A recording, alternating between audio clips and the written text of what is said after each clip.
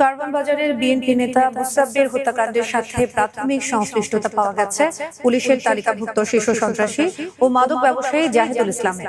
তাকে গ্রেপ্তারের পর বিকেলে ডিএমপি মিডিয়া সেন্টারে ব্রিফিং এ এসব তথ্য জানান পুলিশের অতিরিক্ত commissioner S N. Mohammad Nazrul Islam.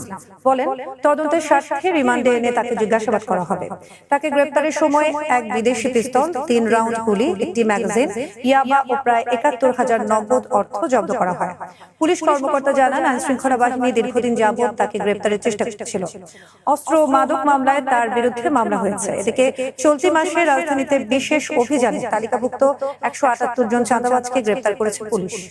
TB gate এলাকায় একটি ভবনে অভিযান পরিচালনা করে চিহ্নিত সন্ত্রাসী জাহিদুল ইসলামকে গ্রেফতার করে। তার বিরুদ্ধে বিভিন্ন থানায় একাধিক মামলা রুজু আছে। প্রাথমিকভাবে তার সংশ্লিষ্টতা রয়েছে, তবে এইটা সংক্রান্তে আরো বিস্তর তদন্তের বিষয় আছে। তাকে আমরা রিমান্ডে এনে আরো গভীরভাবে জিজ্ঞাসাবাদ করব, তাহলে তো প্রকৃত সত্যটা আমরা জানতে পারবো।